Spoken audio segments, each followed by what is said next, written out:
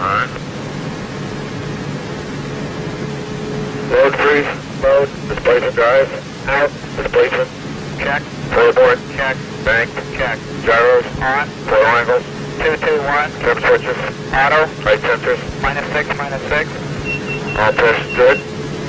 Turbine throttle control. Pilot. Ready for takeoff. Roger. Switching to takeoff now. On in takeoff. Good set. +1.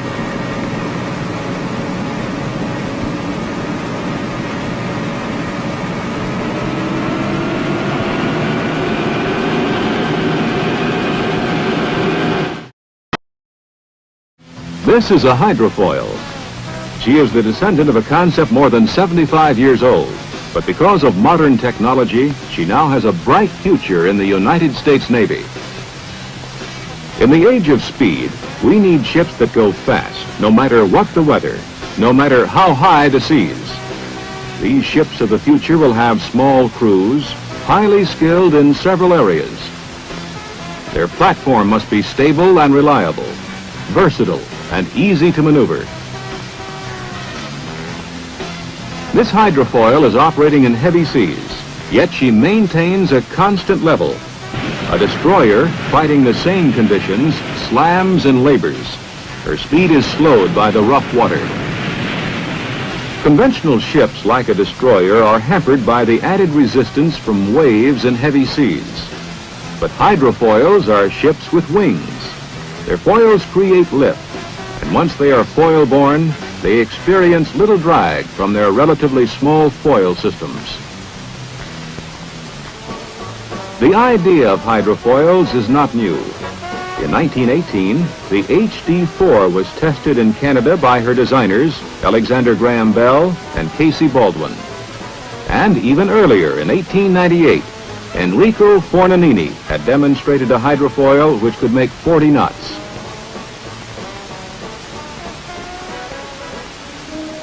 The Navy has been studying hydrofoils since the late 1940s.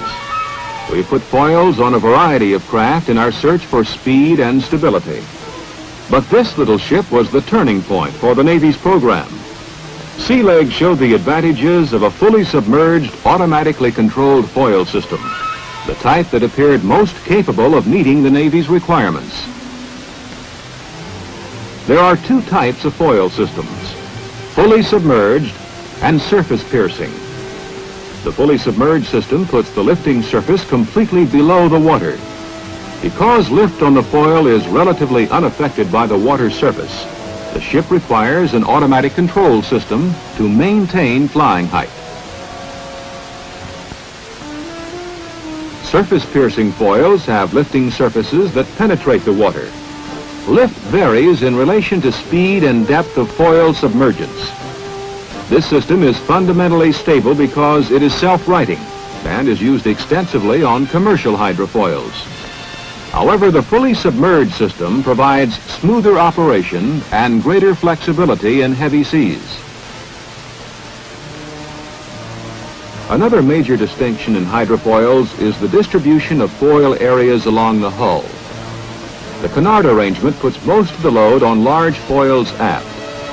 In the conventional or airplane configuration, most of the load is borne on two foils forward of the center of gravity. A third foil is necessary in both cases for stability and control. Foils are built of high-strength materials to make them rugged but light. They are retracted for protection and to reduce draft when entering a harbor. Hydrofoils operate much the way a plane is flown. The pilot house resembles a large aircraft cockpit with autopilot, instrumentation, right and left seats. The helmsman handles the controls like a pilot, and hydrofoil sailors speak the pilot's language: take off, land, fly. Inputs to the automatic control system are provided by height sensors, gyros, and accelerometers. Continuous readings are fed directly through a computer to the foil system. Hydraulic actuators then position the control surfaces to the desired angle. Actual control of the submerged foil differs with each design. On this ship, the entire foil is moved to change the angle of attack or lift. This is known as incidence control. Moving the surfaces in response to the automatic control system maintains the ship's altitude and stability, even in rough water. A trailing edge flap coupled to an actuation system is used on this hydrofoil. Navy hydrofoils have two types of propulsion systems, one for hull-borne operations, another for foil-borne operations. Marinized gas turbines provide the power required to keep the ship foil-borne.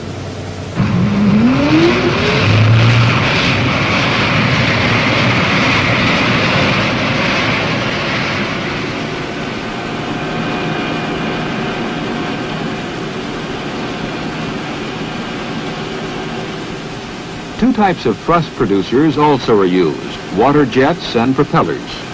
The water jet consists of an inlet water duct, a pump, and jet nozzle. Seawater enters through ducting into the pump and jets out of nozzles onto the stern. Heavily loaded gears and long transmission systems are eliminated, and the number of moving parts is substantially reduced. However, water jets require more power than propellers and are efficient only up to about 40 knots. For higher speeds, specially designed propellers are used. Each thrust producer system has its advantages and disadvantages, and the choice requires careful analysis. Hydrofoils are expected to operate in the open ocean, where they may be subjected to severe storms. While foils may lift the ship above the waves, she is apt to be hull-borne much of the time.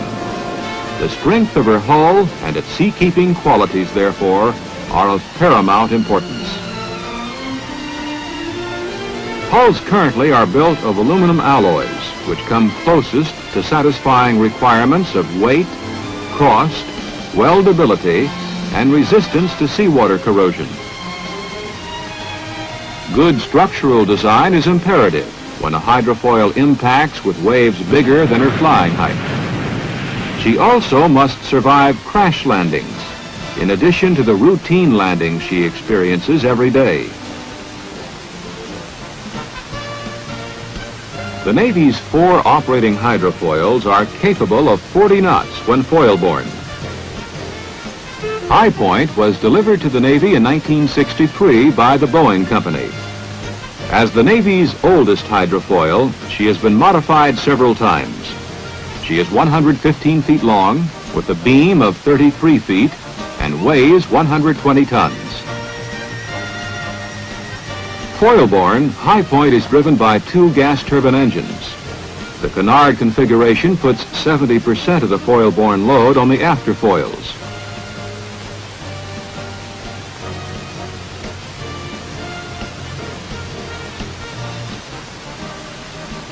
Tucumcari was designed and built by the Boeing Company and delivered in 1968. She is 71 feet long, has a 19-foot beam, and a canard configuration. A water jet system driven by a gas turbine engine provides foil-borne propulsion. 120 tons of water a minute, twice her weight, are pumped through this system.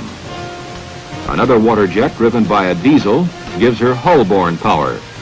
As a result, she has no propellers. During a recent deployment to Europe, Tucumcari displayed hydrofoil capabilities to other NATO nations. She operated with unconventional ships, such as air cushion vehicles, and participated in several fleet exercises. Tucumcari and Flagstaff are gunboats. Both were extensively evaluated during service in Vietnam and are now assigned to the amphibious forces.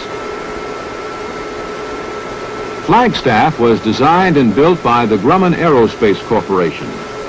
She is 74 feet long, has a 21-foot beam, and displaces 68 tons. She has a conventional foil configuration utilizing solid cast aluminum foils. The foil-borne prime mover is a gas turbine engine.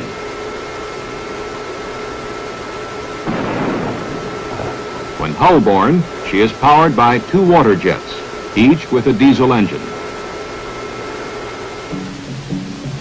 Plainview, the Navy's 4th hydrofoil, was built to evaluate the potential of large ocean-going hydrofoils.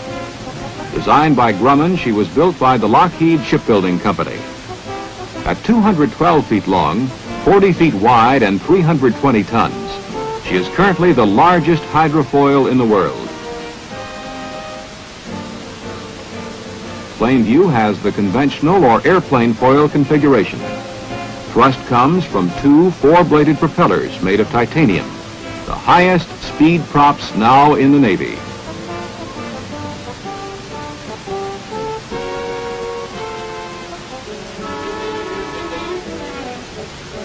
Plainview's Navy crew consists of 20 enlisted men and 4 officers. Skippers of the Navy's hydrofoils are all young naval officers who come to the ships after extended experience at sea. A fully instrumented ship, the Plainview serves several laboratories and research departments. Instrumentation occupies the area aft of the control station. Television recording and monitoring are used to observe strut and foil areas. Civilians from the research and development community are a constant part of the scene on both Plainview and High Point. Close support comes from the commanding officer of the Special Trials Unit. Potentially, Navy hydrofoils can be used to operate offensively against surface combatants. They can conduct surveillance, patrol, and blockade operations in coastal areas and can mount many of the same weapons carried by much larger ships.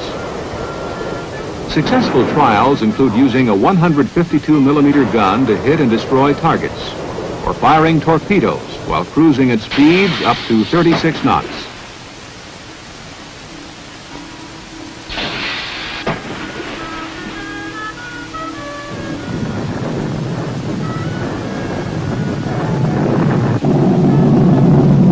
Because they fly above the water, they are less vulnerable to underwater explosions than any other craft. The ability to tow a submerged body could be used for underwater anti-submarine warfare systems, or for mine-sweeping operations to clear a field of its explosive threat. Depth finders on the foils can sound harbors quickly to see if other ships can enter.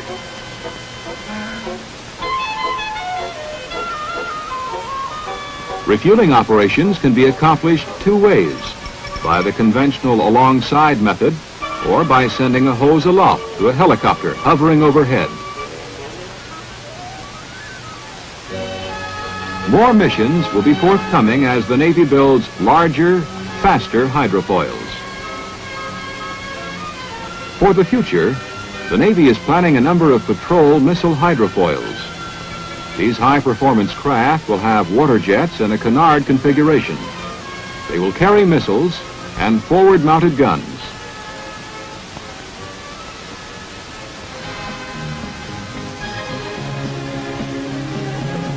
As our oceans grow smaller, the Navy will need ships that are flexible, fast, and efficient.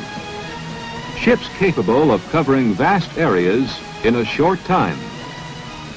One answer to many of these demands may rest in the hydrofoil, an exciting concept which holds great promise for the future.